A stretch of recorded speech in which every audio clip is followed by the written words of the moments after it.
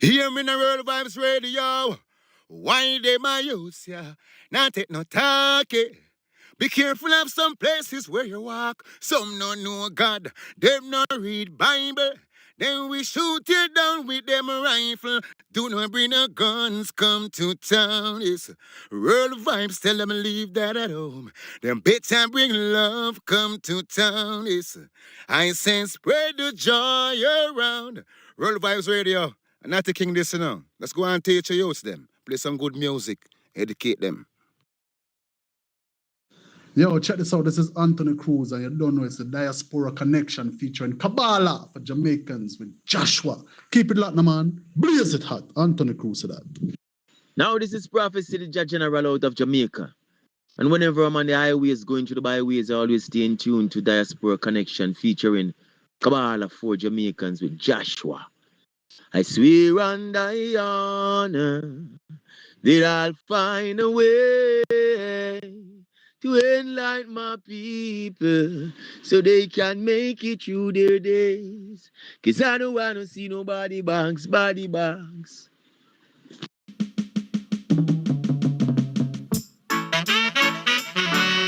Here I come again, Jaja, before your presence we singing. Lord, watch over our shoulders tonight and help us live our words tomorrow. Let's not forget where we're from, Father, show us the way to go. You said I must love and feed my enemies, and I'm gonna do it. You said I shouldn't hate or grudge, and I won't, not even for a minute. Let all the truth come from my lips. Bless our souls, cause without you we can't make it. Lord, watch over our shoulders tonight and help us live our words tomorrow. Let's not forget where we're from, Father, show us the way to go. You're the wind beneath my wings, see me through all the things. You lifted me when I was down, now you have me standing on higher ground. Lord, watch over our shoulders tonight and help us live our words tomorrow. Let's not forget where we're from, Father, show us the way to go. How excellent is thy name, deliver us from sin and shame. Out of the mount of babe and suckle in, you are ordained strength. Oh, Jah, I'm depending on you. Oh, no other help I know. Oh, Jah, I'm depending on you. Oh, no other help I know. You're the only way. God be deep, with you I wanna stay. Please don't go away, Lord. Lord, watch over shoulders tonight and help us live our words tomorrow. Let's not forget where we're from, Father, show us the way to go. You said I must love and feed my enemies, and I'm gonna do it. You said I shouldn't hate or grudge, and I won't, not even for a minute.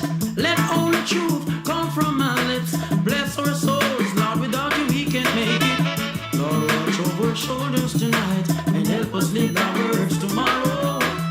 Let's not forget where we're from, Father, show us the way to go. You're the wind beneath my wings, see me through all little things. You lifted me when I was down, now you have me standing on higher ground. Lord, watch over our shoulders tonight and help us live our words tomorrow. Let's not forget where we're from, Father, show us the way to go.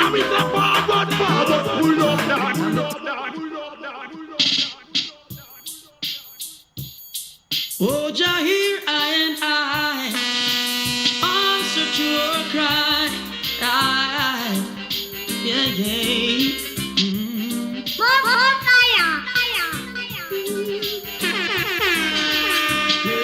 Bless me, mighty Jaja, bless me, so that they can curse me. Bless me, mighty Jaja, bless me, yeah. Bless me, mighty Jaja, bless me, so that they can curse me. Bless me, mighty Jaja, bless me. Ooh, I I'm in the midst of strangers, oh Lord, strangers without love and mercy, strangers without dignity, strangers who don't want to live in harmony. Bless me, mighty Jaja, bless me, so that they can curse me. Bless me, mighty Jaja, bless me. Bless me, mighty Jaja, bless me, so that they can curse me. Bless me, mighty Jaja, bless me, yeah. Father, they have dug their pit and are waiting to see me fall in it. Yes, they've got great power, so without your help, I know I suffer. Hear me while I call on you and help me to conquer. Only you are fair. Be with me everywhere. They're trying to see me fall, but with you, Jah, I stand tall.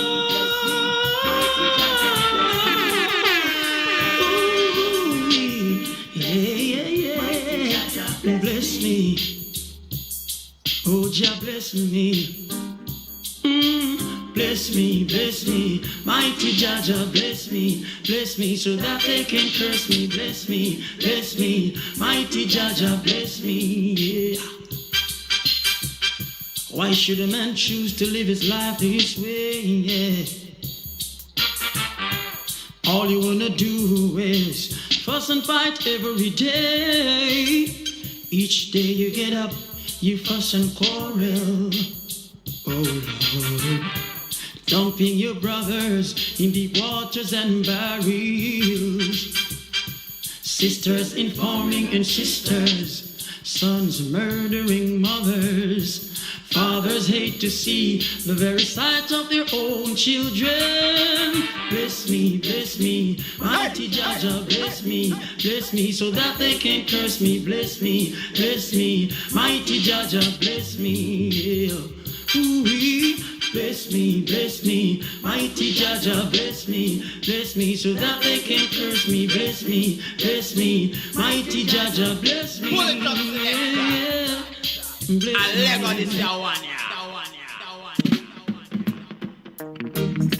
oh Father, watch in Zion. Hear our voice, O Jah, today in our prayer, and accept our thanksgiving. Father, we thank thee for all that you have done and for what you're doing now. Oh, yeah. The Lord is my shepherd, I shall not want. He maketh me to lie in green pastures. He leadeth me beside the still waters. He restoreth my soul. Splashing, dashing, restless sea. Never still you seem to be.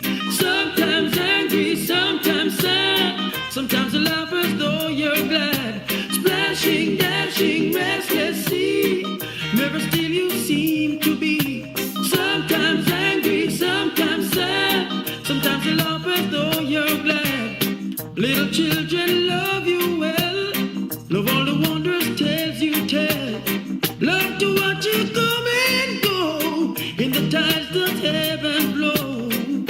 Yet though I walk through the valley of the shadow of death, I will fear no evil, 'cause Jah is with me. Thy rod and thy staff, they comfort me. Splashing, dashing, restless sea. Never still you seem to be. Sometimes angry, sometimes sad. Sometimes you laugh as though you're glad. Splashing, dashing, restless sea. Never still you seem to be. Sometimes angry, sometimes sad. Sometimes you laugh as though you're glad. Little children love you well. Love all the wondrous tales you tell. Love to watch you come and go in the tides that heaven blow. Though so strong and great you are,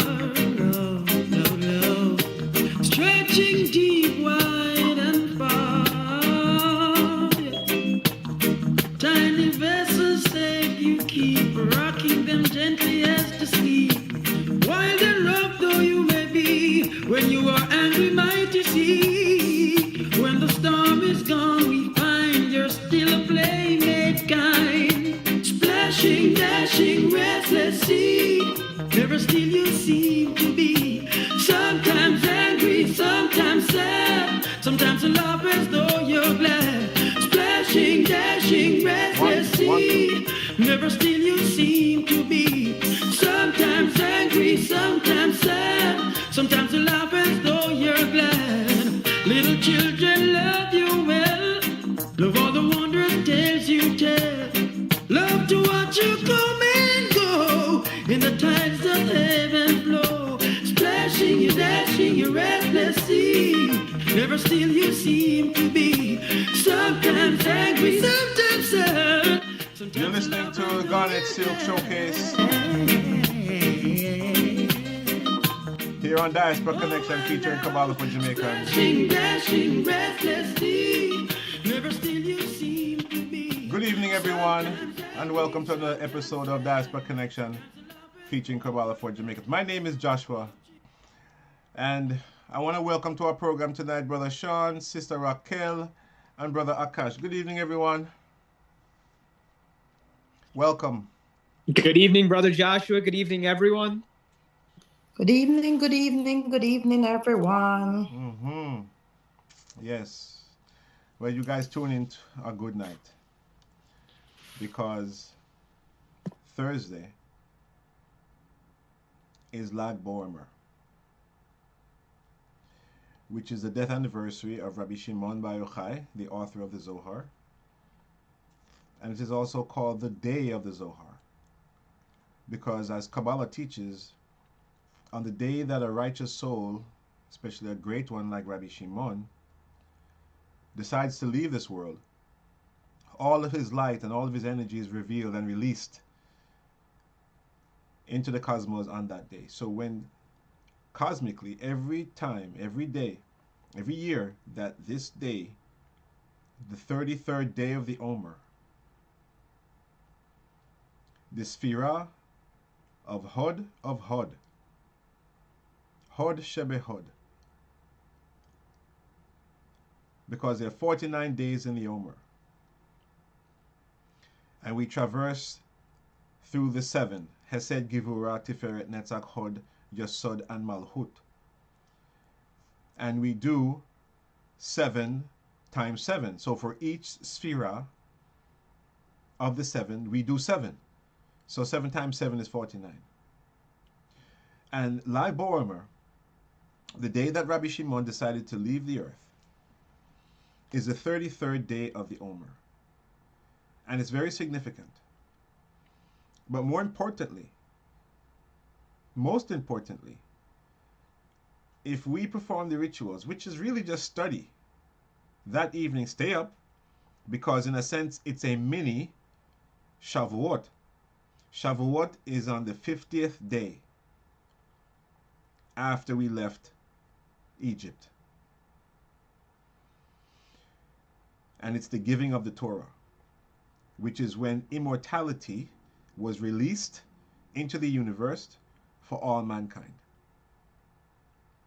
The energy of immortality was released into the cosmos on Shavuot at the giving of the Torah. And by connecting to Lag Boimer, the 33rd day of the Omer, we are connecting to the soul of Rabbi Shimon Bar Yochai, and we're also connecting to the soul of Moses, because Rabbi Shimon Bar Yochai is a reincarnation of Moshe, of Moses. And by connecting to the soul of this great sage, we are connecting to his energy, to his essence, to what he revealed. You know, it's very similar to how Christians connect to Jesus, okay? But again, we understand that Rabbi Shimon is not God. When the Christians connect to Jesus, they're connecting to his energy, they're connecting to his essence, which is magnificent. Actually, I believe that Rabbi Shimon couldn't have done what he did. The revealing of the Zohar would not have happened unless Jesus did what he did. Because they knew each other. They were contemporaries. In fact, I've heard stories where Rabbi Shimon told Jesus, "Hey, look, man, you're gonna get yourself killed," because he was a rebel. Jesus was a rebel, right? So, and the late great Billy Phillips, in his lecture, his YouTube lecture, Christianity and Kabbalah,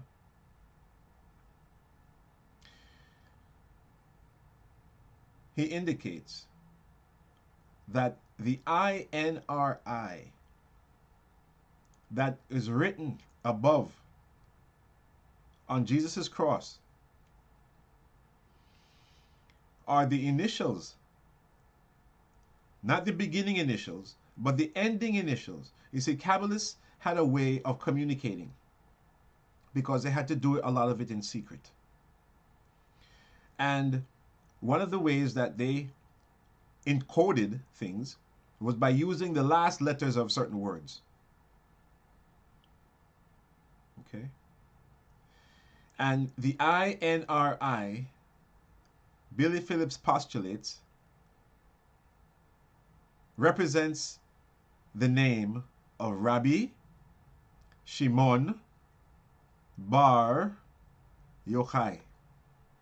If you take the final letters of each one of those 4 words, you get INRI. Inri. Okay? So, it's all connected, my friends. All connected in secret. And this is why we study, so that we can learn these secrets and these revelations and use them to our advantage. For those of you who are listening on World Vibes for the first time or on YouTube, I am Joshua, the founder of the Kabbalah Learning Center of Jamaica. I've been a student of Kabbalah for the last 18 years. I study at the Kabbalah Center in New York City. Raised a Christian in a Jamaican home. And by the grace of God, and obviously by work I've done in previous lifetimes, I was exposed in this lifetime to the Zohar and the work of the Kabbalah Center. And I'm continuing that work through the Kabbalah Learning Center of Jamaica, which is a non-profit 501c3 company in the United States. And we don't only teach wisdom of Kabbalah to Jamaicans, but we also have a food security army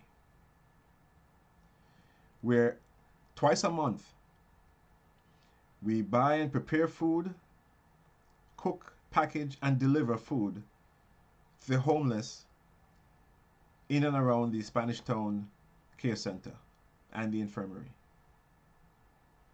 Twice a month, over 100 souls are fed through the donations of our students and our listeners. Anytime you make a donation to the Kabbalah Learning Center of Jamaica, you will receive a tax-exempt form that you can present to the IRS wherever you file your taxes, and you will not be taxed on that that money that you spent or that you donated. So please consider donating to the Kabbalah Learning Center of Jamaica, again 501c3 in the United States. If you'd like to find out where or how you can do that, you can go to our website, www.kabbalahforjamaicans.com. That's KABBALAH, the number 4, and Jamaicans, JAMAICANS.com. Okay? So please consider that. We also provide cellular service for a handful of our students, actually right now 2, so that they can connect to our programs and to our study. We're here to help those who can't help themselves. And we're here doing the work of the light. You know, Jesus taught us that we should care for the sick and the needy. It's unfortunate that we live in a world of injustice and racism. And there's a lot of inequity, not just iniquity, but inequity in the world.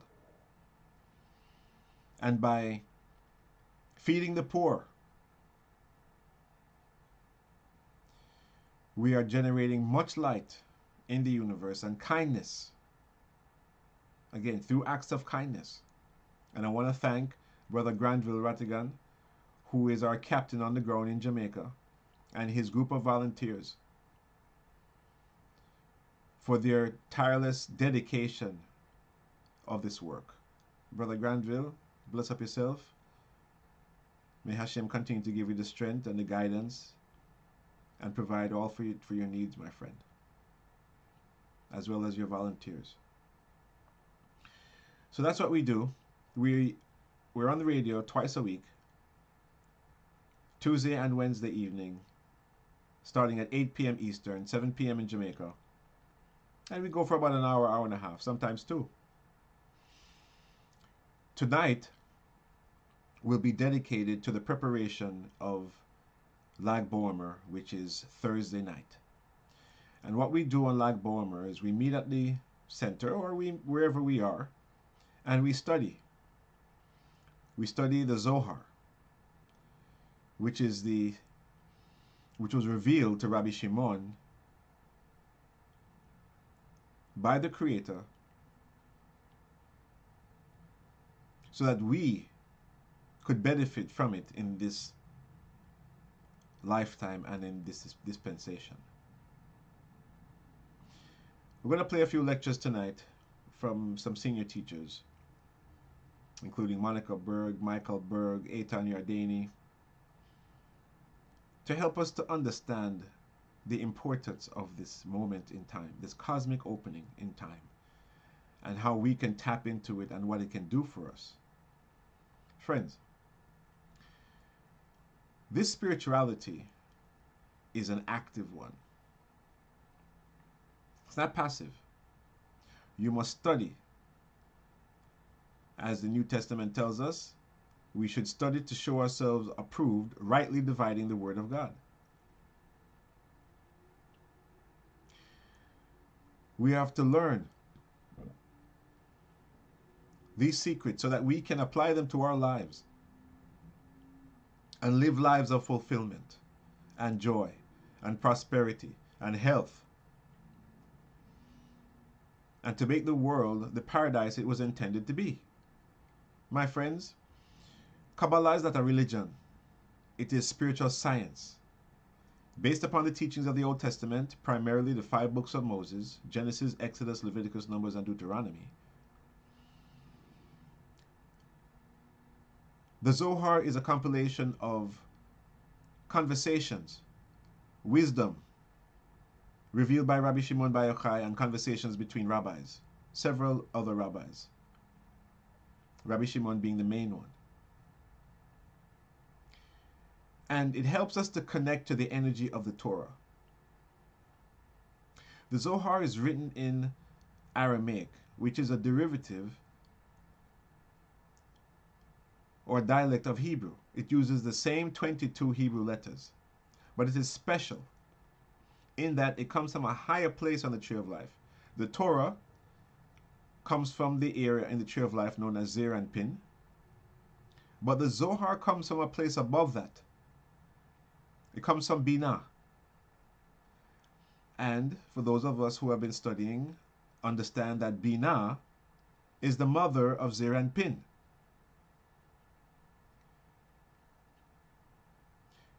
The Zohar tells us that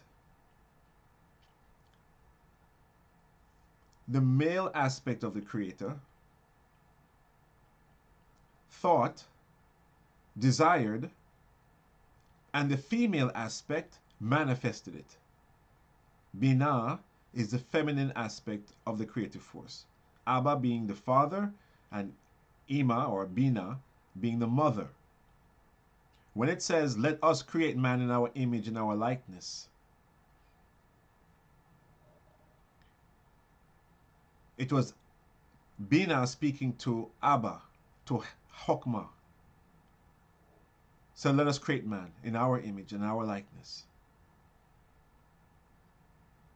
And that likeness was not of a physical nature. It was of a spiritual essence. And there, the creation of Zeranpin and Malhut. If you look at the Tetragrammaton, the Yud Ke Vav Ke, there are two letters that are the same. That's the He. It appears twice. Kabbalah teaches us a secret about the Hebrew language and the letters. Each one carries a unique numerical value, which means they're of the same essence. And we also taught that words that have the same numerical value have the same essence. For instance, the Hebrew word for oneness is echad. It has a numerical value of 13. Similarly, the Hebrew word for love, ahava, numerical value 13. The Hebrew word for unity,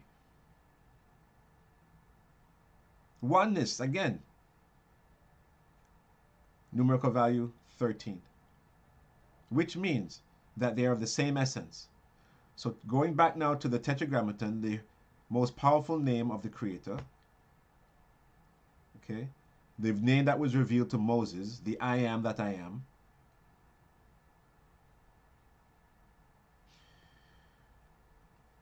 the He is repeated twice.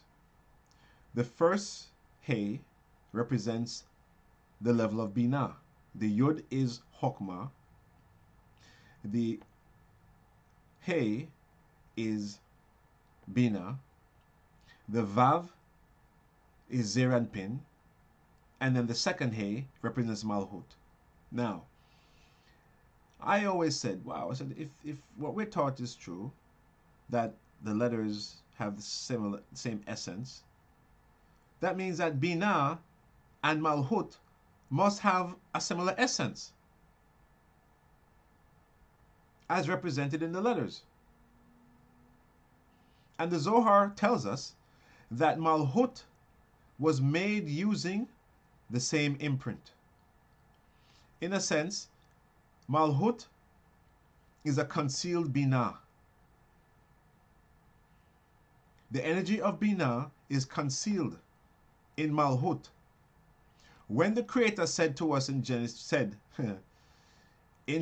1, let there be light, He was speaking to us, meaning we have to be the ones to allow the light to shine out of the darkness. Because remember, the world was without form and darkness was upon the face of the deep.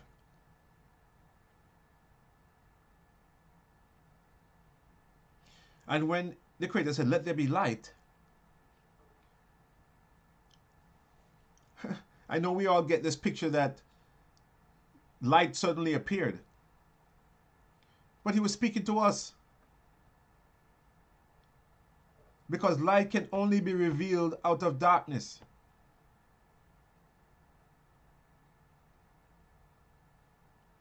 Light can only be revealed out of darkness. So now you understand why this world is the way it is. We are the ones that through right actions, through right understanding, have to be the ones to allow the light to be revealed. And what is the light? Joy, happiness, peace, righteousness, goodness, mercy, loving family, loving words, wealth, sustenance, all of these qualities. But we've been going about it the wrong way. The scripture tells us there's a way that seems right to man, but the way thereof leads to destruction. Don't we see that in the world? That is why the Zohar has been revealed in this generation, in this dispensation. And we who have been blessed enough to be exposed to it, to be able to study from it, to be able to participate in the distribution of it, we are blessed beyond measure. And a few of the lectures that you're going to hear tonight will help you to understand that. And again, this program is dedicated to preparation for Thursday night, because you don't want to miss that opening. I'm going to be going to the Kabbalah Center in New York City in the evening. We're going to probably spend about 3, 4, 5 hours there. Leave about 1, 2 o'clock in the morning or so. And we're going to be connecting to the soul of Rabbi Shimon and the Zohar.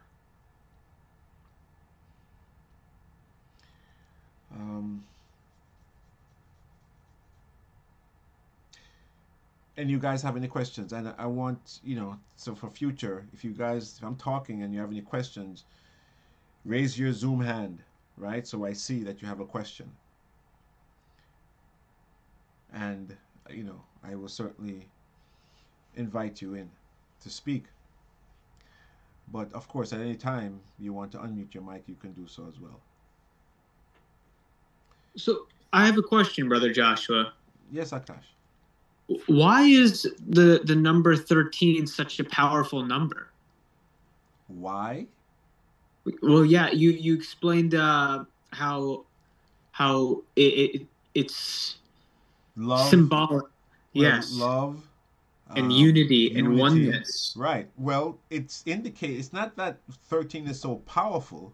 I mean, obviously, the fact that, okay, we've come to know the number 13 as being powerful because of the words that it represents. Right? Mm-hmm. Because when I say love, we understand, the power of love.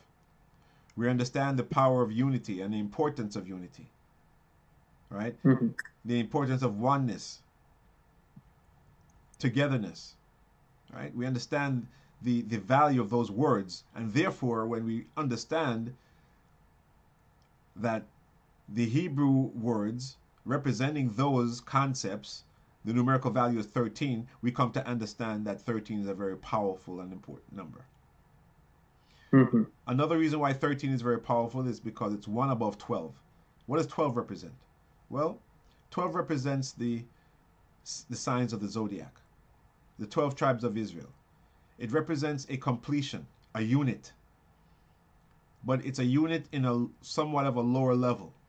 Okay? And 13 is 1 above that, which always represents a higher level. Okay? Mm-hmm. In numerology and gematria, which is, the science of words, letters in the Hebrew language, gematria. Mm-hmm. Right? That's why. I'm sorry? I was saying that's interesting because if the number 12 is correspondent to a unit, and then 1 above that 13 is correspondent to 1 or oneness, it's kind of like taking it one step further of like Exactly. a unit to a 1. Exactly. That's correct. That's right. Mm-hmm. Good observation. Thank you. Yep. Let's see. Okay. Yes, Joshua, good evening. Good evening, Akash. Good evening, Brother Sean. Good evening. Good evening, Brother Sean. All right, as you said, 12 tribes, right? Yeah. And all of them have a father. So picture the 13th person being the father. Go ahead. I'm listening.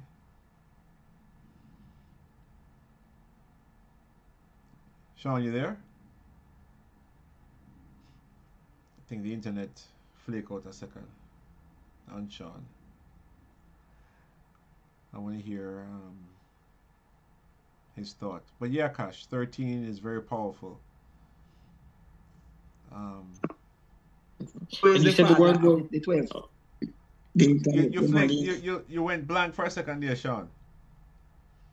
You said Yeah, man. think of Jacob as the 13th. Go ahead, I'm listening.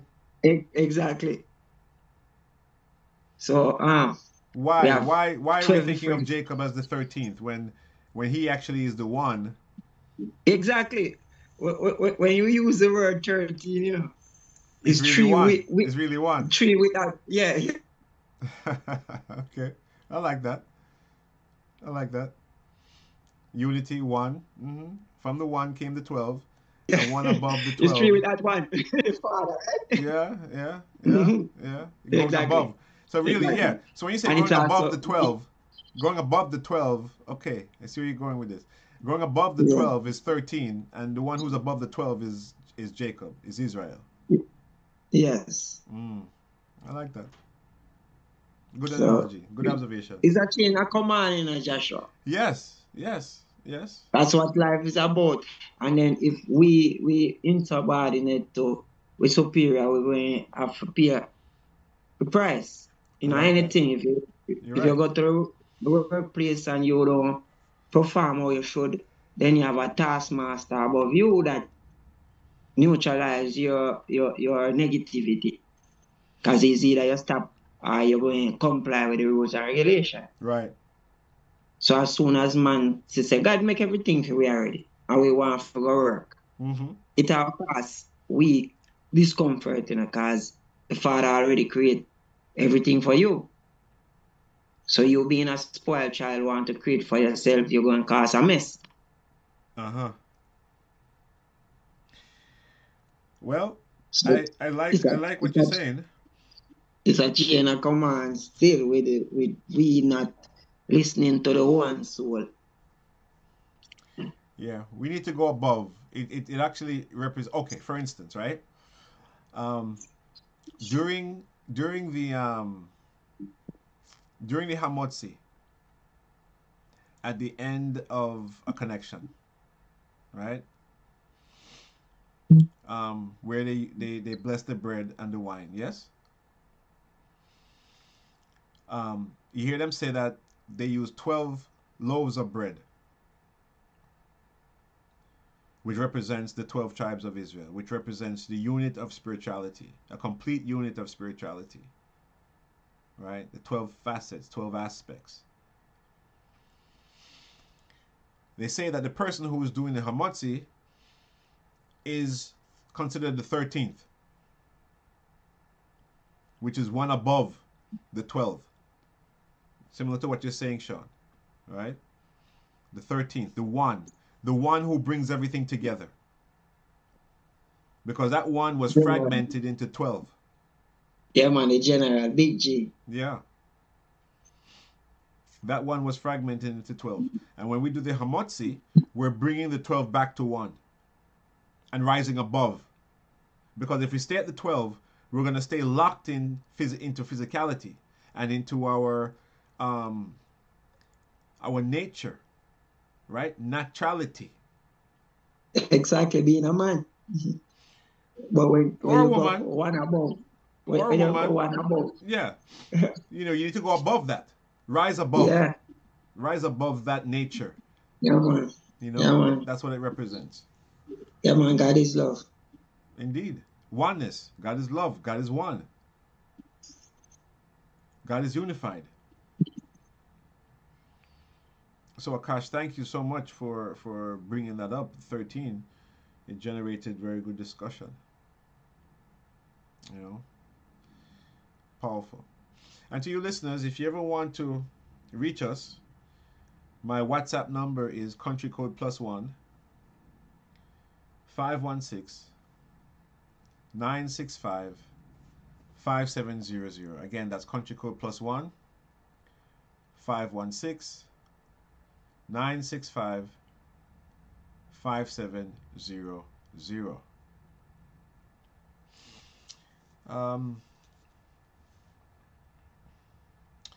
I am going to take a quick break, play a tune, and then when we come back, we're going to get into a little bit more discussion of the Zohar, and then I'm going to play a few lectures of which will really, really reveal some amazing, amazing secrets of the Zohar. Yes? You're listening to Diaspora Connection featuring Kabbalah for Jamaicans. Again, my name is Joshua. Here is Sizzla. Just organize and centralize my people because Babylon now. Good winds. Instill malicious and grudge upon my people now. You see the dirty lifestyle? The rest of there's nothing in them system of which they create all around. And they criticize their own hydrant, yeah, they would catch at a straw if they were to drown. They're not different from those scribes and Pharisees who come around. Dialogues in the corners, skylarks on the streets, flirts in the towns. They never do positive. They find a joy making people business their own. Dance a yard before you dance abroad. The high priest tell you that I knew they frown. God and go get good ways, true grace. Of the perch we pass a young gate. You have the good ways, it give you long days. Now take no bribe from not a screw face. Go get good ways, good grace. Perch we pass a young gate. You have some good ways, it give you long days. What do you say? I tell you now, they await your downfall. Figure lava and talk. Yo, what is that? Greater joy, I come this on you, I figure. Have a job would fill off. When Babylon City, I got down propaganda where them spread becomes a dagger to them heart. Things say them have a secret. The baby reveal it, so them a walk witchcraft out. So them better, so them a closing. Contempt the youth, them where they pass. Every man is equal. Rastafari say, try not on the ungodly part. God and go get a good ways. Long days, birds be pass a young gate. What about your good ways? It give you length of days.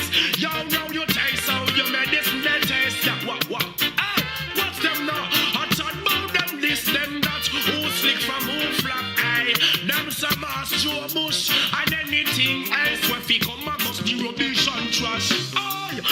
Every day I let them practice. This same thing they never yet know when to stop. Full up a bad mind. Then I want make you want to see your brother drop. Go and have some good way. First before you pass I and get those and have some good ways. It give you long days. Now them chase out them medicine they taste. Good ways, long days. Now let the King Selassie you no screw face. Good ways, it give you length of days. Now take no bribe from no screw face. Just have some good ways, it give you length of days.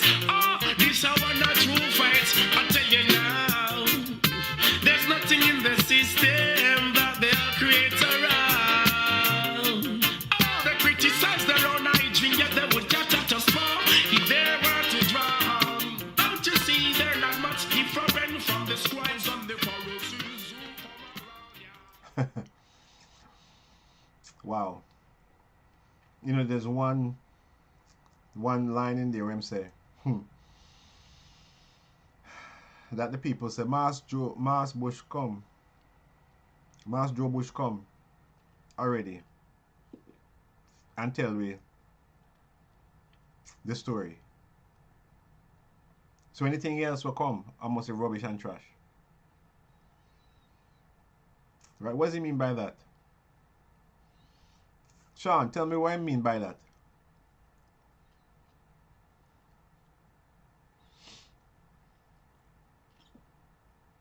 Sean, you're on mute. All right, maybe Sean step away. Yeah. No, I'm here, man. What does he mean by that? You get the truth already, so why you coming with this garbage to him? Right. So then believe a Mass Joe Bush tell him. Yeah. Right? The slave master. Mm-hmm. Instead of being open to the truth, them still live by that which they were taught. Yeah, accepting who oppress them, they accept Imagine their that. philosophy and Yeah. life Yeah. much more. Yeah. You know, that's why only for people, when we go to give out the Zohar, even though you explain it to a T to them, they're going to say this was.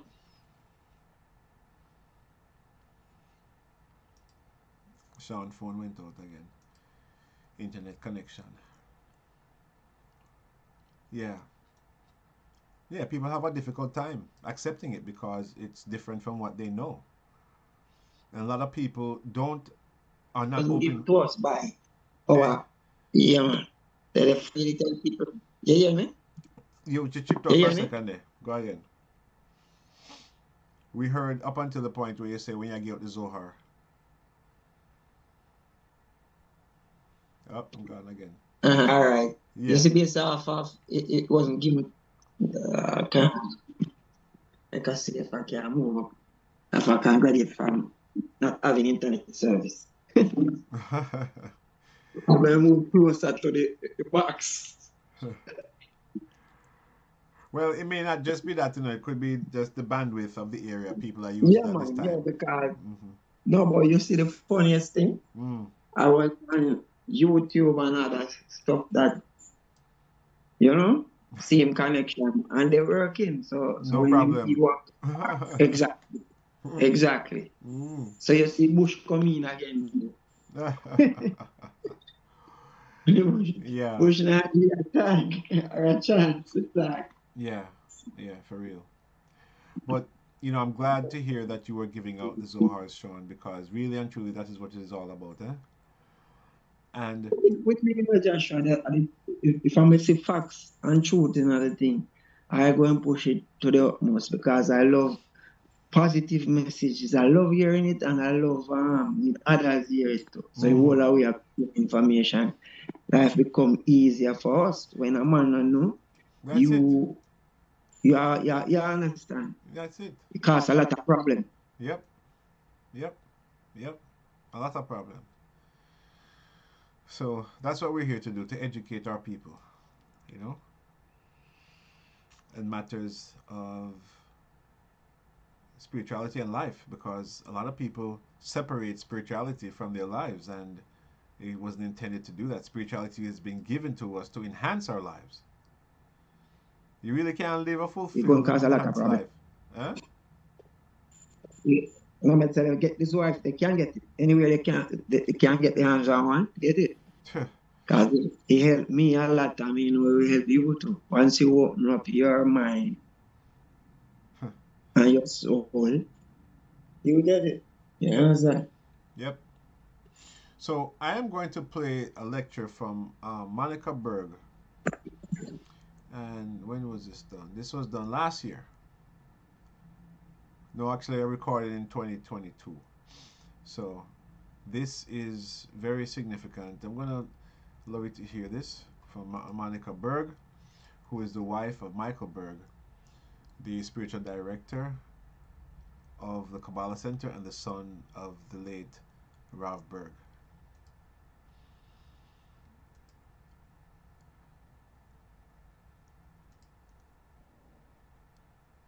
So let's see. Lag Bormer from Dark to Light. If only the world knew what an important day tonight was. I think we so often focus on things that don't really have the ability to influence us or change the trajectory of our lives, our consciousness. We celebrate Valentine's Day, we celebrate so many things and put a lot of energy and thought there. But this day is so powerful that it's that I actually don't even feel the right to speak about it, is how powerful it is. Often, I put myself out there in the world and I connect in ways that that don't seem obvious. Basically, I say yes to most things. If I'm given the opportunity to do something or to connect in a way outside of myself, I'll say yes. And a question I get very often is, how did you start your path? How did you start to speak about the things you speak about or write the books you've written? What was it? And obviously it was finding the center at 17, but what does that really mean? It was finding a wisdom, a truth, which, by the way, it will be the 100th year anniversary of the center this fall. And it was finding that wisdom where any lack that I felt as a child, any insecurity, unsafety, not feeling that anybody around me had the answers. I grew up in a loving home, but not necessarily a spiritual home. It was the first time that any single fear I had, why is there evil in the world? Why is there good and bad? What is our purpose? What is our existence for? How do we find our unique ability to do things in the world? It was the first time that every single question, even questions I hadn't thought of, there were answers to. And it's in this book, which you can't even call it a book. It's in this wisdom. It's in this truth. And I think it's easy to say, oh, it's a bunch of information I can't understand. It's in a language that is of a foreign tongue to me. And yeah, I understand it's protection, but there's other things I can do to protect myself. And I think that's how we really fall and we misunderstand what we have at our fingertips. I think the fact that anybody who's come here tonight or who's joining us online, the fact that you are here, whether you realize it or not, means your soul is connected to this truth. Don't underestimate the power of that and how much it can influence you day to day. I met with somebody, often I get this question, but this past weekend somebody was saying, how do I, and she's been studying a long time, how do I get to the place where I can parent, but not from a place of fear, how I can influence my children, but not want to control them. And for me, it was an easy kind of, I've been practicing it with our 4 children. We talk about it a lot. You want to be able to nurture them. You want to invest in them. You want to help grow them. You want to help them realize their potential. And it's through this wisdom, through this truth that you're able to do that. But you really have to let go and you have to lean into certainty. And of course, that's not really new if you think about it, but it's the execution that's most difficult. And then 2 days later, I realized in my own struggle, well, what if you're trying to grow a center, right? It's a more responsibility. And as I feel that I get more responsibility, I feel the weight of that. And then I realized I'm doing what my friend was doing as a parent, right? It's all on me to be able to create, or it's my ability that's going to build something. It's not. Everything is energy. Whether it's a business, whether it's a relationship, whether it's parenting a child. And I can promise you that the only way that you will be able to navigate that successfully and understand your role in it and derive purpose and meaning from things in your life that happen, the challenges, the obstacles, it's only through this wisdom. There's nothing else. Sure, we will find other modalities. We will find other tools. We'll find ways to help ourselves center our mind through meditation and through yoga and through exercise. It's all body and mind and spirit. But I can tell you, matter-of-factly, without any doubt, that any question that you may ever have, that you haven't even thought of yet in your lifetime, the answer to that is in this wisdom. And because of that, I feel like, again, I feel honestly like a fraud even talking about it, because do I utilize that wisdom as much as that I can? No, because you get busy in the day-to-day, you get busy with other things, you're pulled here and there. But it's to make that time to really delve deep into it. And I think that often when we go through life and we go through pain and we go through challenges, we think that, okay, if I'm stronger, right? If I'm more spiritual, whatever that means, if I'm grounded, then I'm going to get through it. And sure, to some extent that's true, but it only gets you so far. Because at the end of the day, at some point, you will doubt your own ability to do it or to get through. You will doubt your own ability to have clarity when you have doubt. You will feel weak sometimes, and other times you'll feel stronger. The only thing, you're well, where you go back to the source and you fill your tank, the only place to do that is by studying the wisdom, and it's studying the Zohar. So this day is more profound than I think any of us realize. But again, the fact that you're here, that you were drawn to come tonight to celebrate this 33rd day of the Omer in a more dark time as we know it, means that your soul recognizes truth, and don't underestimate that. You know, and again, I don't want to be too morbid, but I think it's important when we're talking about a day like today, when you have experienced loss or grief,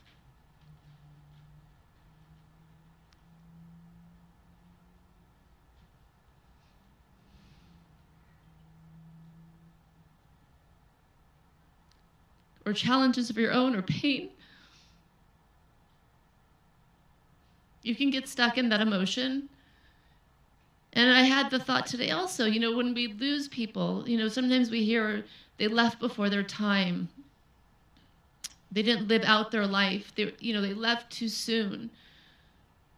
And I think that I always thought, actually, until today, that it was assumed that when a person leaves the world, I thought this is more the younger version of myself, the more naive version, that they would have left when they had done everything that they had intended to do, which is silly, because how many people really do that? How many of us really are able to manifest, achieve what's in our heart, our desire, our souls? And I can tell you, as much as I've tried many, many things, it's always going back to this wellspring of knowledge, because in it is everything. It's what was, it's what will be, it is what is now. There is nothing else. And I just don't want us to underestimate that, because most of us really leave before we've accomplished what we thought we would. And if we read about Rabbi Akiva, great Kabbalist, he had 24,000 students. All of them died except for 5, and he chose to go on and persevere and study and learn and teach. And because of that, we had Rabbi Shimon Bar Yochai, who was a student of his. And Rav Ashlag had a teacher. He was only able to study with him for a few months before he passed. The Rav had the same story with his teacher. In every situation, they persevered, even through the challenges, even through the pain. So I guess if I could leave you with one message is, don't take any of that too seriously, because it's really nothing in the big picture. It's a moment in time when really we're meant to do more than we can ever imagine.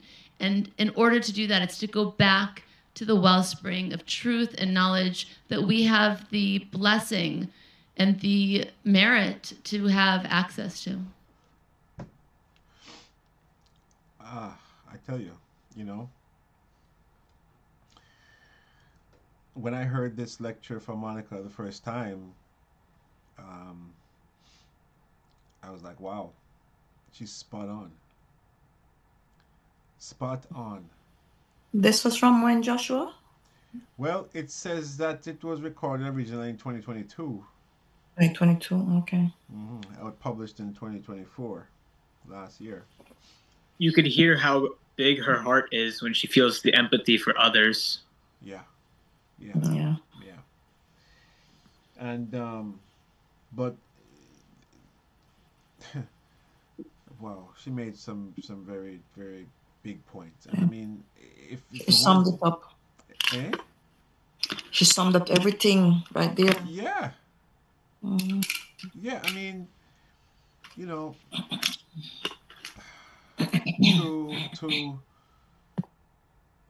to help people to understand the significance and the importance, and I'm actually I was gonna mention to you, consider coming down on Thursday,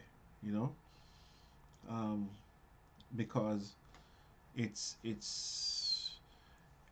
the most powerful night really of the year, where we can connect to the power of the Zohar and Rabbi Shimon. What time is it on Thursday? I think it opens up at I think we usually get there like around 10 or 11 p.m. Actually, no. I think it's at 7 p.m. or something like that. I've gone to Kabbalah.com and see the exact. Yeah. It's something that you have to register for. It's pay what you can, But let me tell you something. You if it's going to be your first time, you're really going to know. You connect powerfully to the Zohar, and it will also give you more of an energy, right? To whatever you're doing with the Zohar, it's going to amplify it. Okay. All right. It go on until morning? Yeah, usually about 1, 2. I mean, some people stay later and study, but no, usually about 1, 2 o'clock. You see, it's almost like a mini Shavuot, and Shavuot is an all-nighter, right? It's called the inner aspect of Shavuot. Yeah, very, very, very powerful time. And No, sure. yeah, so definitely consider it. You know, I wanna play from Aitan, who, let's see. All right, let's see what Michael says here.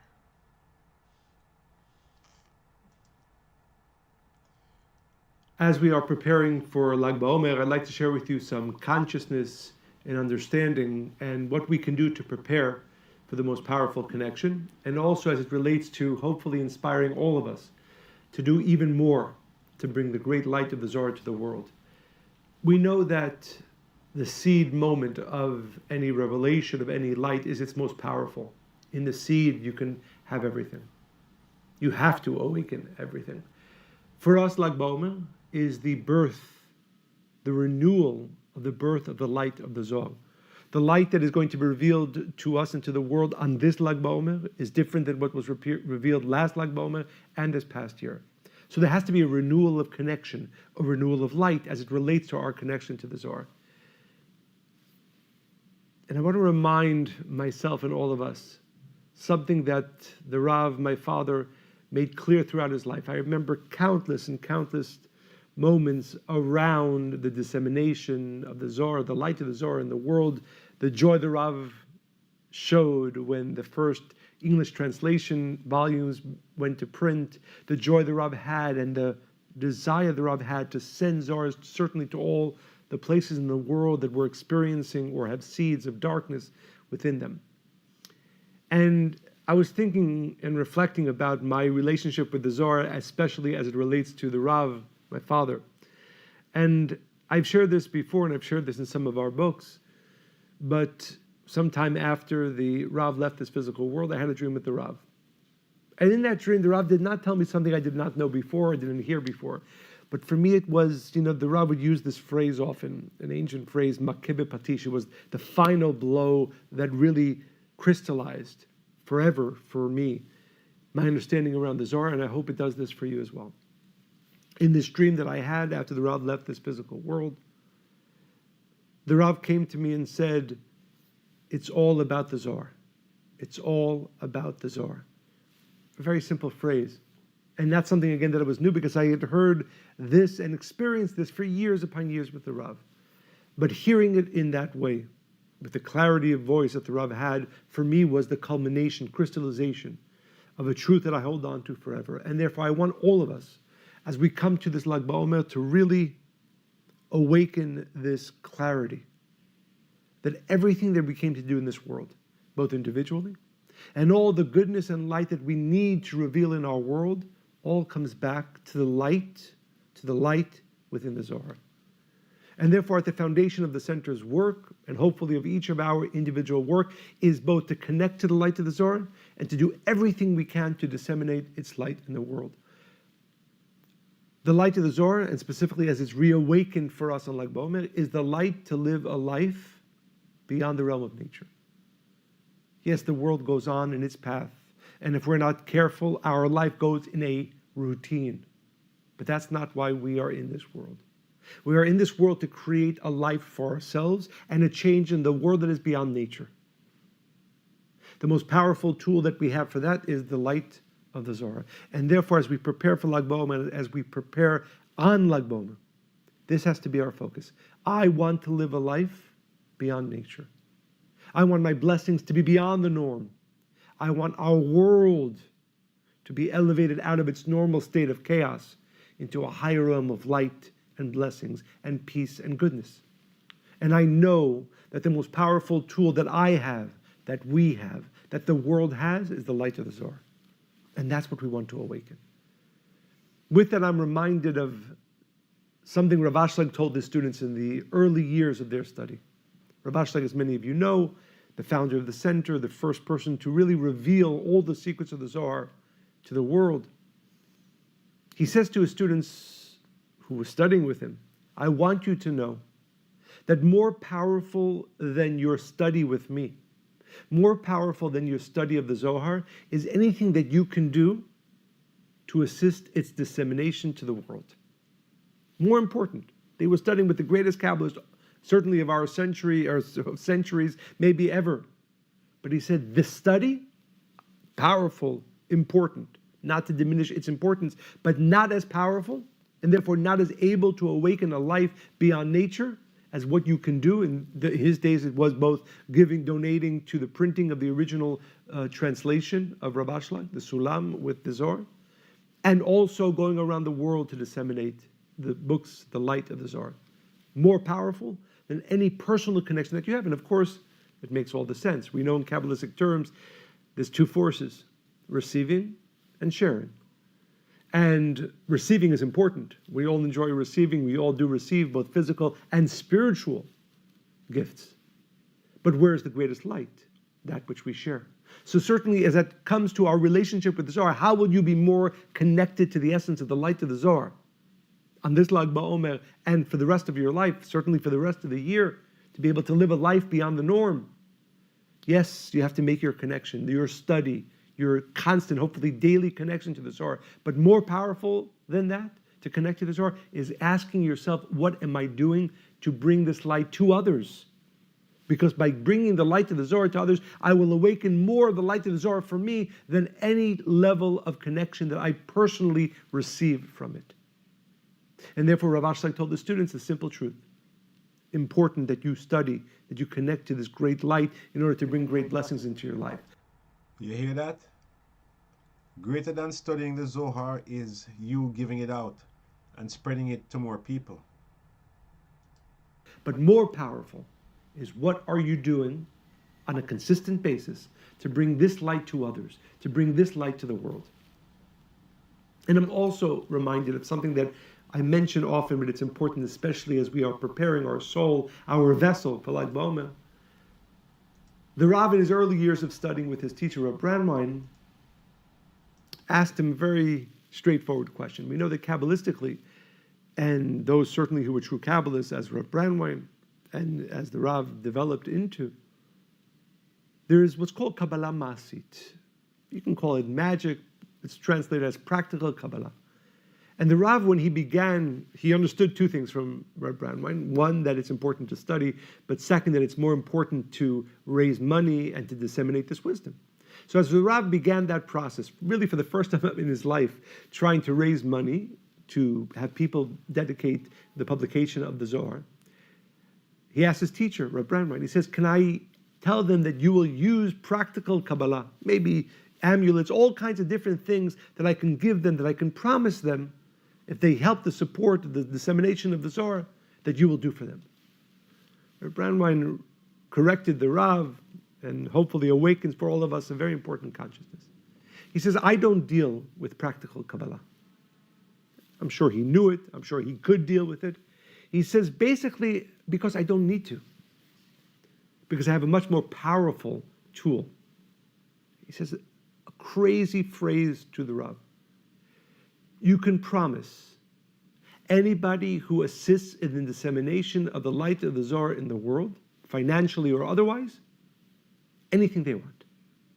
We don't need practical Kabbalah.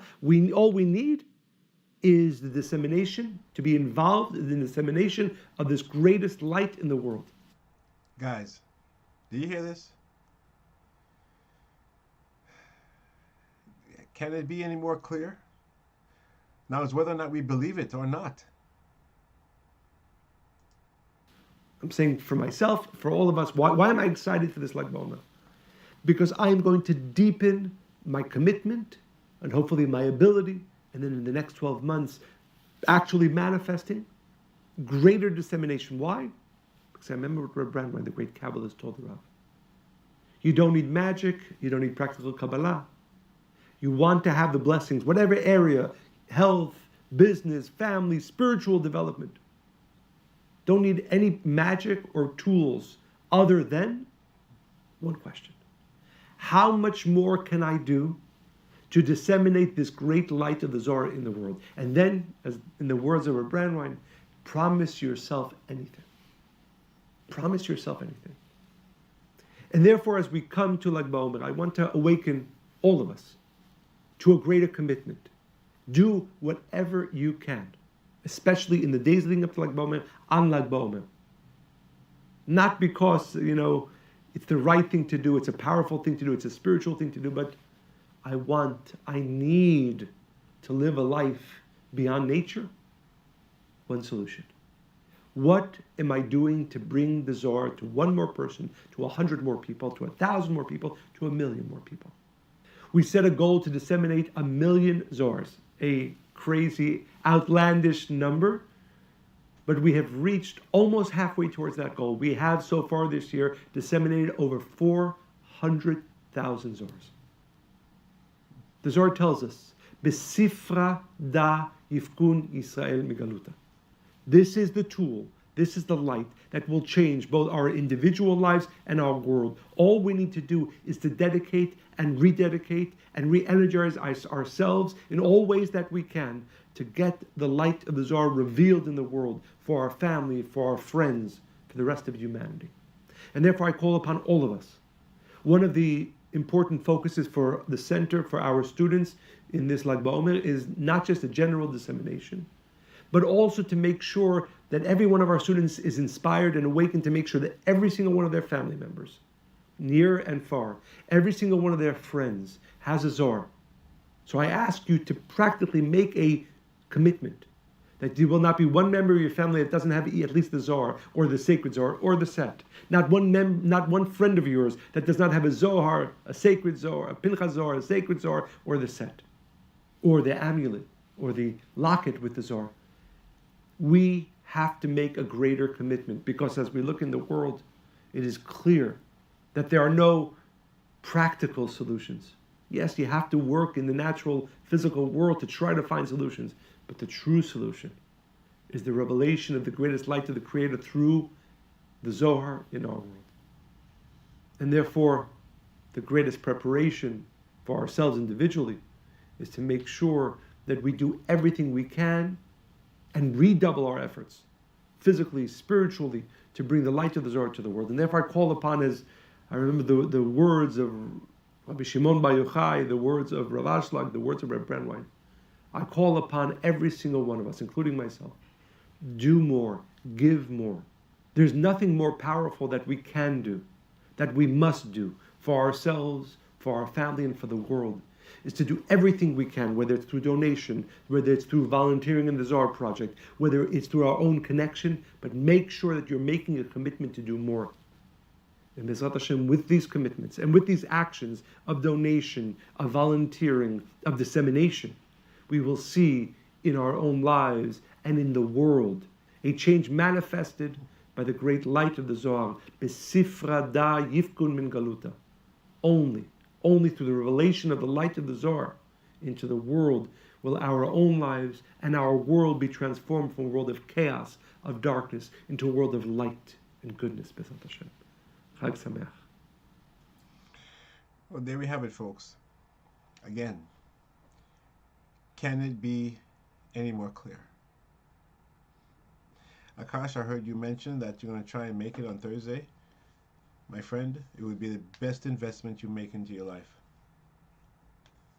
at this time of your life. The best. Yeah, I really want to go. I'm just curious, how does parking work in the city? Well, you can park after 7:30 on 3rd Avenue, which is right by the center, 3rd Avenue and 48th Street. Mm-hmm. But they have parking places. I mean, you have to get there. I think it's 7, after 7. I think it starts 7 or 7:30, where you can park anywhere on the street. Well, I mean, not anywhere, but a lot of street parking opens up on 3rd Avenue after 7. Mm-hmm. Yeah.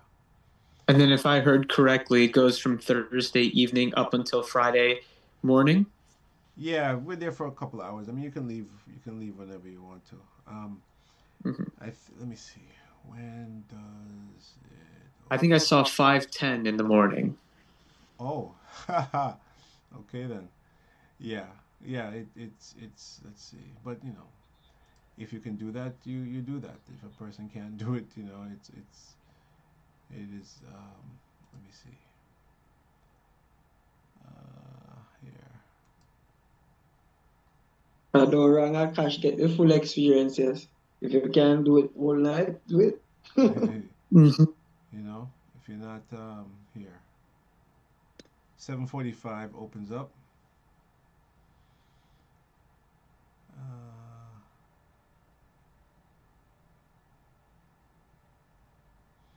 Okay, yeah, so from 10:30 p.m. is when the study begins.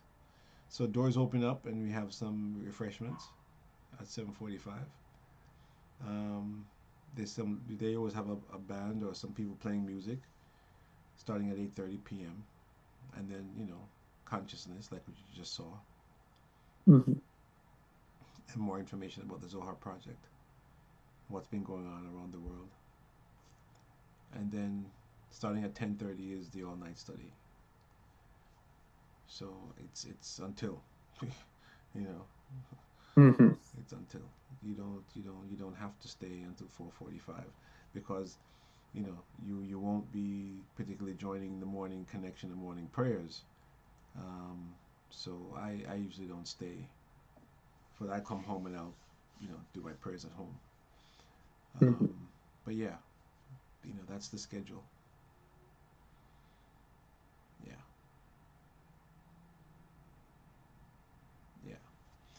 And this is the great part. Various speakers and deep classes throughout the latter portion of the night. You hear some real interesting lectures, eye openers, and they're going to be talking about the Global Zohar project as well. And matter of fact, I think I'm definitely going to say some things about what's happening and what we've been doing in Jamaica. But yeah, it's important to give out the Zohars. It's important to spread the light. Right? And let's see. Oh. All right, let's hear what Eitan says about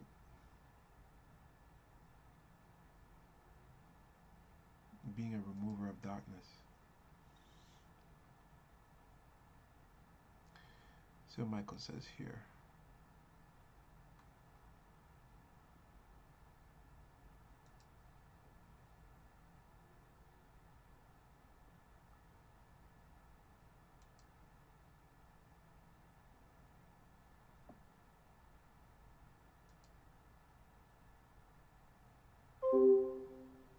Our purpose tonight is to create such a strong connection, the light of Rabbi Shimon Bar Yochai, to the concept that we said before, Patach Rabbi Shimon, that we will have the ability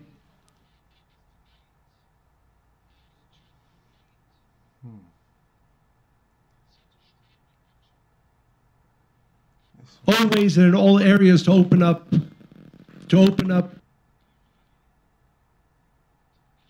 all the gates and all the blessings that we need. And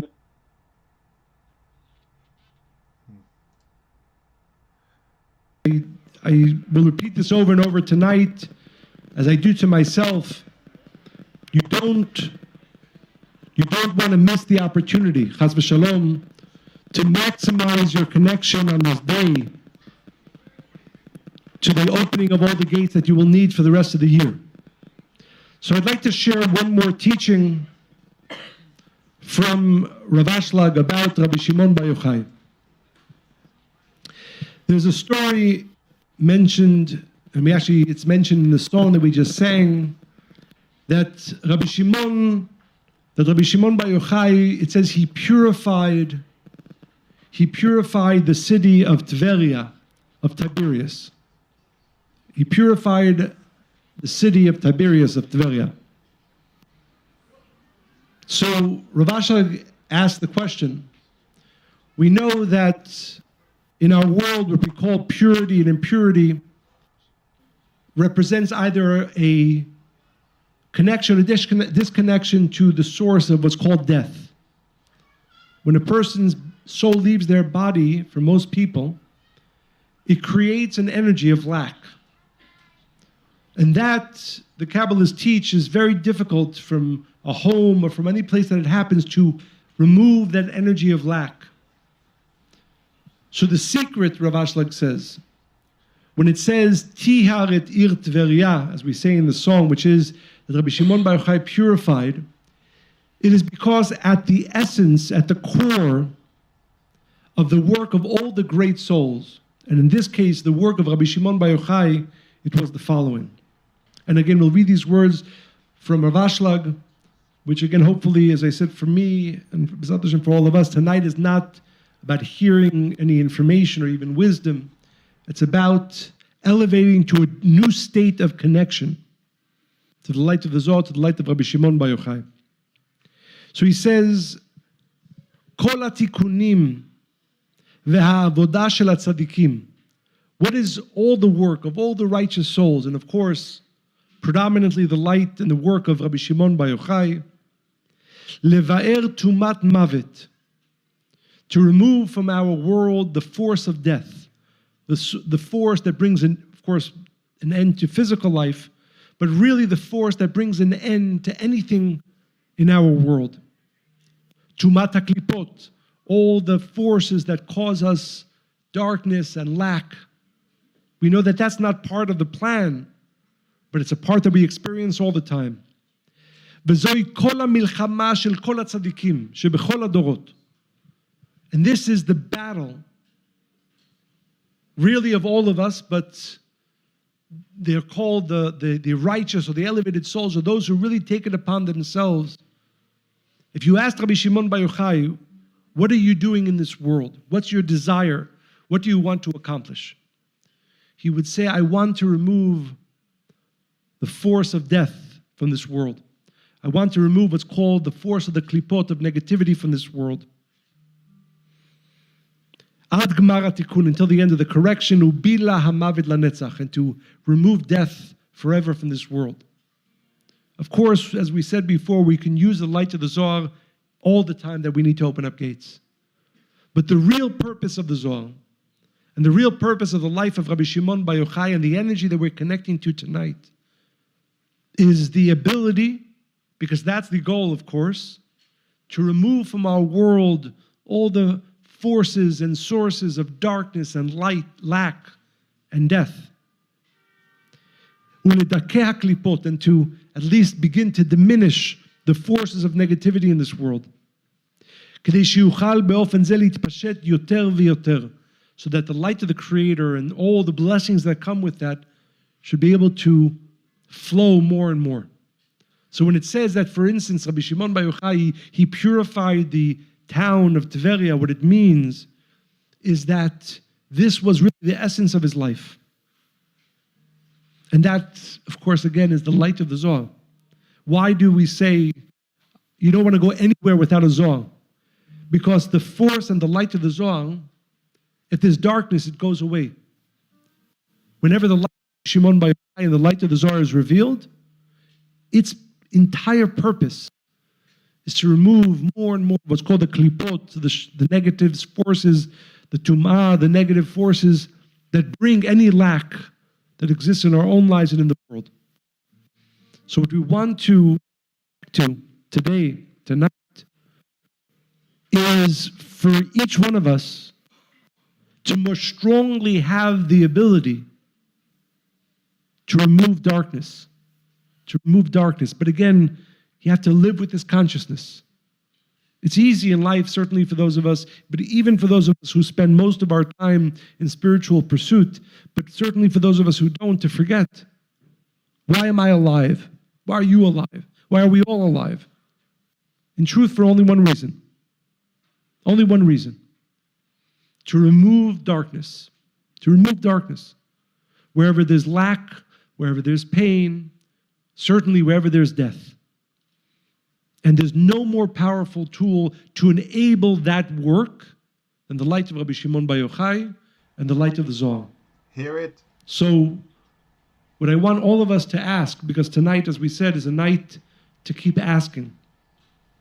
What I'm asking for myself and Bezrat Hashem for all of us here, all of us who are streaming, we want to ask to be more connected, to be more powerful because of our deepening connection to the light of the Zohar and to the light of Rabbi Shimon Bar Yochai, that I become a more powerful remover of what's called tum'ah, negativity, darkness, and ultimately together, collectively, the force of death from our world. That's the only reason we're here.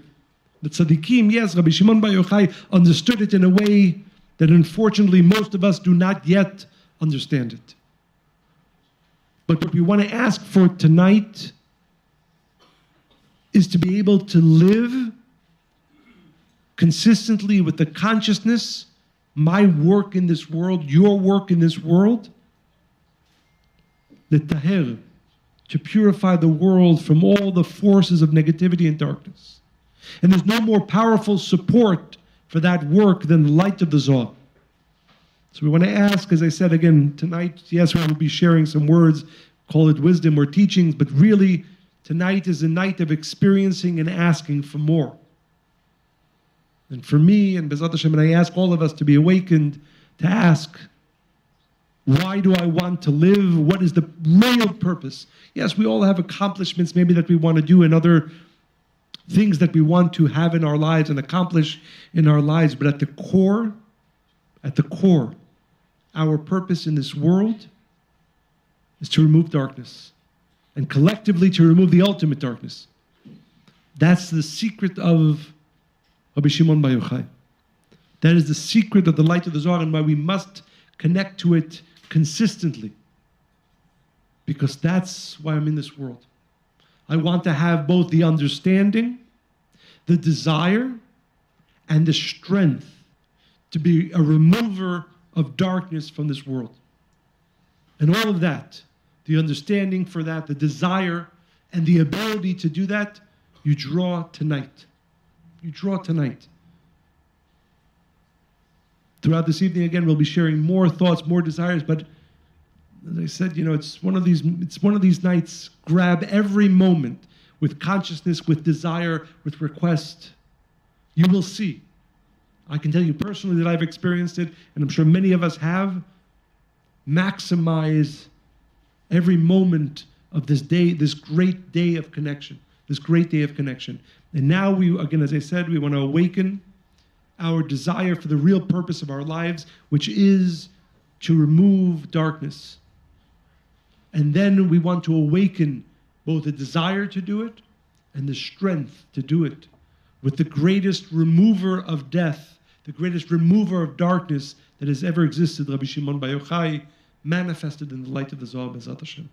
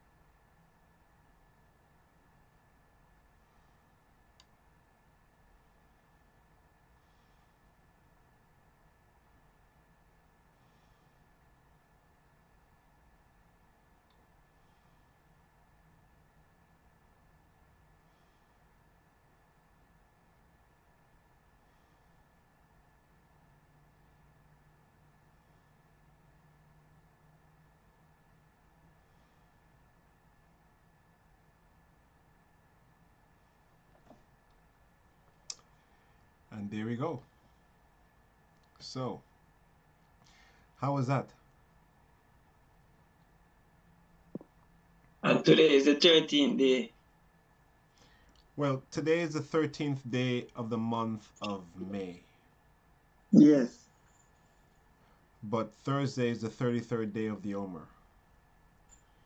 The 31st or 33rd? 33rd. Oh, wow. Yeah. So it's kind of a little bit more than midway, Yeah. right, of the 49. Yeah, So, man. you know, it's powerful. It's powerful. So I admonish all of you guys to make the effort to connect to it. Yeah. You know, yeah. Yeah. Raquel, if you call, Every- I'll get somebody to stream. You know, Yeah, man. Everybody that can make it should make it. should make it. Should again, the effort. You know, the effort is more important than the action itself. Okay. Yeah, when you sincerely and earnestly try your best to make it, you know, that effort generates a lot more light than just Mm-hmm. getting there, you know, than showing up. So, It said something very interesting, you know, when, for instance, mm, when I am able to share what I have, I feel much better. mm-hmm, Without expectation, I always have a good life. You know? Like that planet out that we just if you follow so. mm-hmm, mm-hmm, mm-hmm. Yeah, yep, yep. So the fact that you've been giving out Zohars, Sean, you know, is a wonderful thing, yeah, because this is what it's all about. Let the Zohar do its work, you know. Let the Zohar do its work. So, um, yeah, it's. Matter of fact, I have one of the students down in Miami. He's from Venezuela. Um, he made a commitment to distribute 10,000 Zohars. So I'm in the process of working with him to get a barrel full of Pinkasim sent to Jamaica. Yeah, man. Yeah, Yeah, man.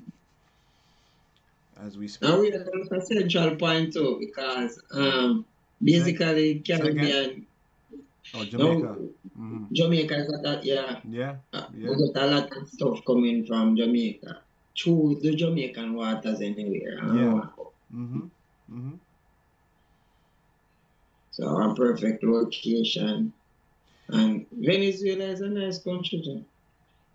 Well, yeah, it's a nice country beauty-wise, but their economy is gone to pits. You know, got people in my valley, you know, some kind of make believe famine and you understand? Chaotic. Uh-huh. That's why we always find the best people in some chaotic situation.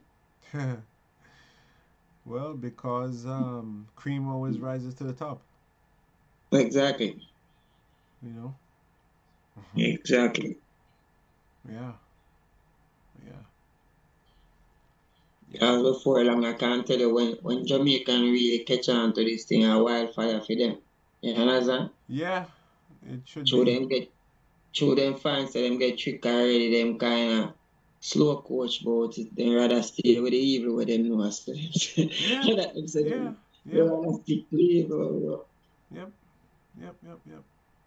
Because even the thing about that was written in the Zohar about the beacon of light and stuff.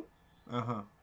I don't know if I was sharing what I give one of my friend the book and he read from cover to cover. He read, you understand, first time people open book and just read any page, him start with the outside cover, what was written, who write it and all of that. So when he reached to the part of where I was telling you about, whoever read the book, I hope they find the light and all of that, and Right. then go see the word illuminate. Yeah, yeah.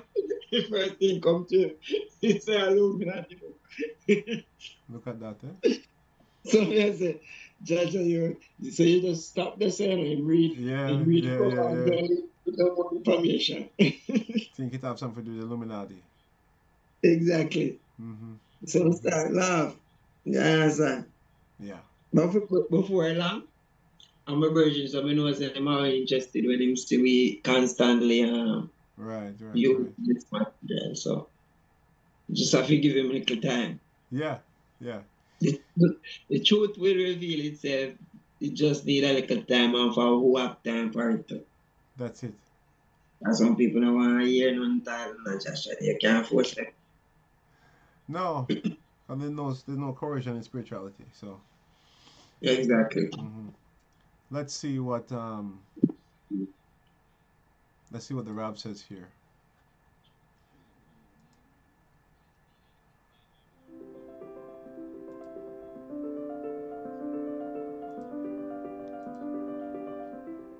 When a tzaddik leaves this physical world, it does not mean his soul has left the world. The soul has no limitation whatsoever. It transcends all of the limitations that the physical reality has. For all of us, there are two realities. There's the one reality, the physical world, of which we are told represents maybe 1% of reality. How much is 1%? How it can't be overthrown in a matter of seconds. But it's so strong. And we've gone to a point where we have forgotten that there is a real reality known as Tree of Life reality. Tree of Life reality. And in fact, if we look at the Torah, when it speaks of the Tree of Life, it says clearly that the Tree of Life is an endless and supernal book of Kabbalah. With the help of Lag BaOmer, where Rabbi Shimon's renewal of positivity becoming the rule of the game and not negativity. Let's figure out how we can live together and save all that energy and time to help us in our mission of bringing the world together as one unified whole. And so when we see the Zohar will bring us to a place where we will all be content, all of us. So the instrument, the physical instrument, is the Zohar. The Zohar project is a project that we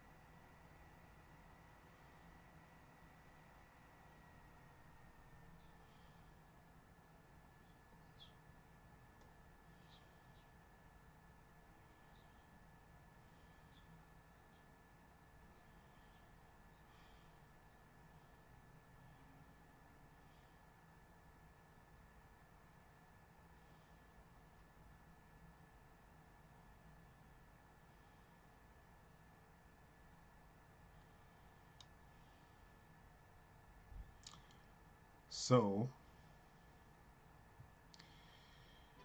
let's see. That was the Rab. Oh, there was a second lecture from the Rab that I wanted to play as well. Here.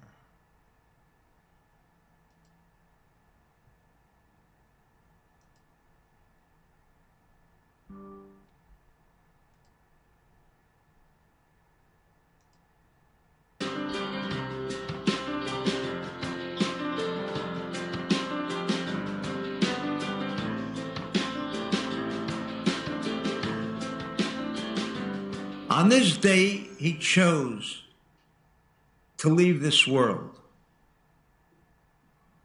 And the word for leaving this world is listalka min alma. And as tradition has it, that the reason that he left was because Satan, who created this playing field of pain, suffering, and misery and chaos, came to the Creator and said, look, you've created me to create a playing field by which man would be tested and which he would have the opportunity to correct and mend his ways. As long as Rabbi Shimon's presence is felt in this universe, I have no purpose here. I cannot function. I cannot maintain a playing field. In other words, no man, no woman, no child would be bent on any negative activity, because the light of Rabbi Shimon is so powerful that before someone can begin to embark on a negative course because of my influence, immediately, that activity would be altered, changed into one of positivity. So there is actually no purpose for my continuing to be the manager of this playing field. Rabbi Shimon then accepted the decision that he would have to leave so as to permit Satan to continue to manage his playing field. And so this has been the interpretation year after year. As I was preparing a discourse for our people in Israel who are presently at the Idr Rabbah, I delivered my discourse, which was entirely different and new from any that I had given in the past. Because suddenly the word listalka min alma can mean to depart, but that same word, lisalik, means to rid of. Listalek, you can interpret as Rabbi Shimon departing from this earthly existence. But in view of everything that is being revealed in our time, which essentially adds up to one idea and one idea alone, and that is to remove that physicality wherein chaos becomes manifested, embedded. And so when the Zohar states that what makes this day so special as I had never before understood, that on this day, Hod Shebahod, Rabbi Shimon chose this particular date so that he could remove all of the barriers that the physical manifestation, the physicality that we are familiar with, places upon us. That by connecting as we are this evening, and with a consciousness to understand that Rabbi Shimon already had laid the groundwork for us.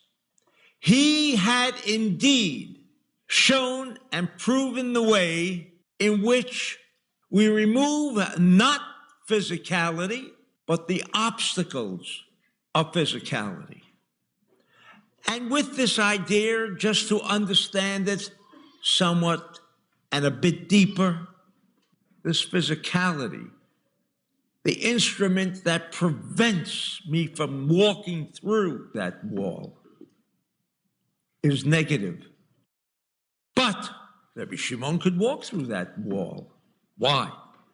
because he had converted as nanotechnology demands today, to convert physicality, that it no longer represent something of a negative nature. The negative aspect of physicality being uprooted, no longer having its influence, then it should heal in a moment, because the healing powers are already embedded within every human being. That cancerous tumor, that physicality, only represents a physical entity gone haywire or gone negative.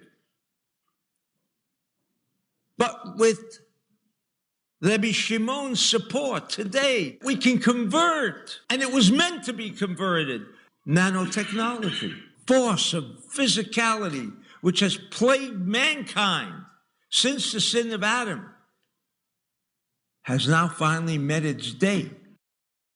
It met its day tonight when Rabbi Shimon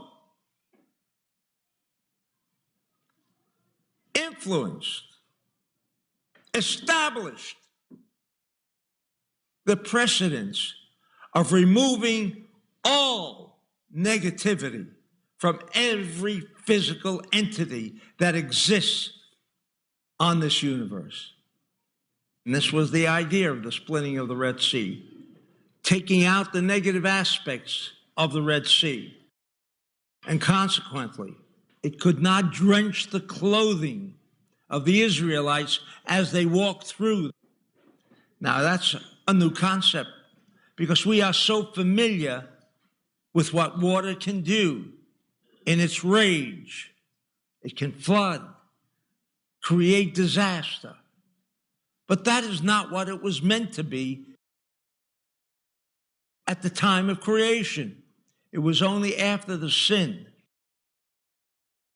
that things became mixed up. But now we want to undo and remove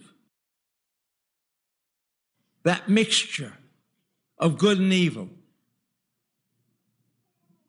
We want to refer back to the time of the tree of life, that flawless universe, because the physical elements originally, at the time of creation, never were meant to be a hindrance or limitation upon our movement. But it is strange what Rabbi Shimon goes on to say in this opening paragraph, where Rabbi Shimon in the Idre Rabbah revealed the secrets of the Zohar, the secrets of Kabbalah, the secrets of the universe. Before embarking on this revelation, he asked that each companion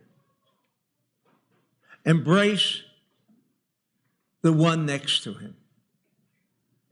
Each become one unit, for this seemed to be a requirement. And unfortunately, the one obstacle that still remains, the sole requirement, as Hillel had stated, Rabbi Akiva had stated, do not do unto others that which is odious unto you. It's the only requirement, my friends. For us to achieve that kind of consciousness doesn't require more than the idea that we remove hate from our lexicon, from our consciousness. And is it because we are to be righteous? And the answer is no. Is it for morality? And the answer is no. Is it because it's ethical? And the answer is no. It is simply the only impediment to acquire the unity of consciousness that is required to overturn the limitations of time, space, and motion. Is it a short order? The answer is no.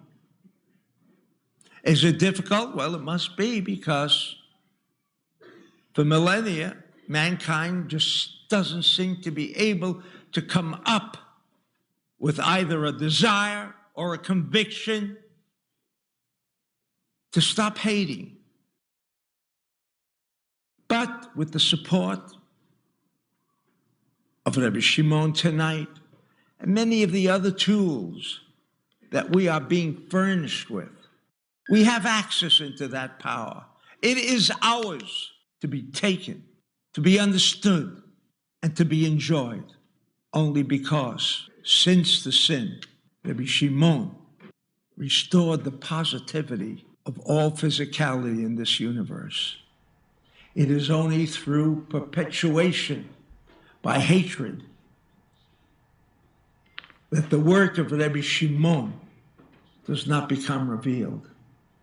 But as we begin to raise our consciousness, as we begin to understand that it is for our own personal benefit, that it simply does not pay to harbor, or that any negativity, any hatred linger on within our minds, within our hearts.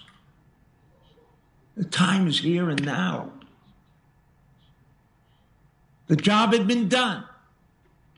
All that is required now is for each and every single one of us to think about someone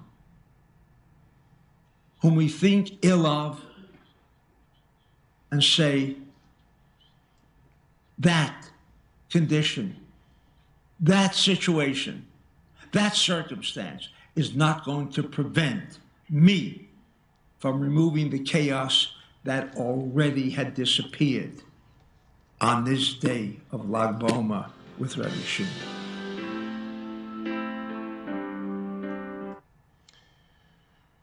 So again, just more emphasis on the power of that evening. Yeah? So, all of that information is in the nanotechnology book. That's what I tell you that we're reading. Okay. As a group. Right. Yeah. Right.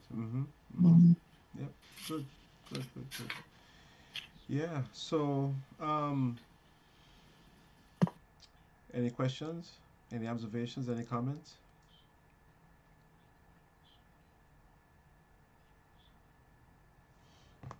Powerful stuff.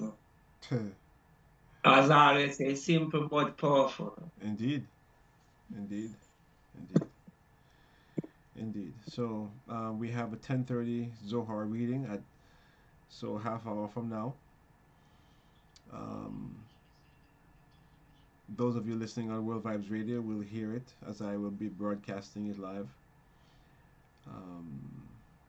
For those of you who would like to connect to the Zoom or get the Zoom link where you can connect directly to the Zohar reading, we will be sharing the text on our screens.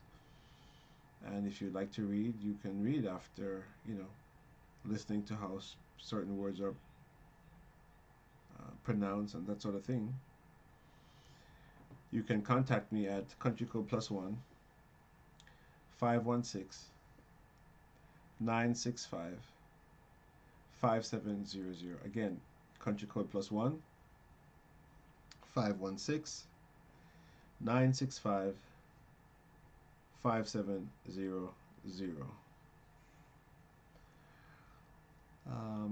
So yeah, that's it, friends. And tomorrow night we'll be discussing more. For those who didn't hear tonight. So, if there are no other questions, I'm going to say good night here right now until 10:30. 30 minutes from now, we will be back on World Vibes with the 30-minute Zohar reading dedicated to Jamaica. And hopefully you guys on the call will be able to make it later on. Okay? Okay, I'm still awake, so. Yes. Very good. Brother Akash and Sean, hopefully you guys can make it half hour from now. And that is the Zohar Zohar Zoom link, and I will send it out in the Kabbalah for Jamaicans chat. Okay. Okay. Have a good night, everyone. All right. Good night. Good night. Blessings. Blessings. All right. So for those of you listening on World Vibes, I will return in 30 minutes to broadcast the Zohar reading. I will see you shortly. And if you're unable to make it, don't forget we're here again tomorrow night, same time, 8 p.m., 7 p.m. in Jamaica. All right. I'll see you 30 minutes from now. Bye-bye.